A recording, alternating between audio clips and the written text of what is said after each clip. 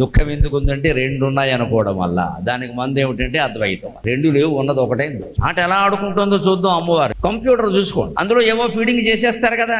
చేసిన ప్రకారం అది నిమిషాల్లో కాదు, నిమిషంలో 1000 వంతు, సెకండ్లో 100 వంతులని జవాబు ఇచ్చింది. అలాగే ఈవిడ కూడా విధి అనే కంప్యూటర్లో మన జీవితాల్లో జరిగే శుభాశుభాలన్నీ పేర్పించింది, చేర్పించి దాన్ని మళ్ళీ ఏ సమయానికి అది ఫలించేలాగా ఏం చేసింది అంటే కంప్యూటర్లో ఒక ఏర్పాటు ఉన్నట్టే. కంప్యూటర్లో చిప్, మెమరీ చిప్ అంటారు. అది ఎంత ఉంటుంది?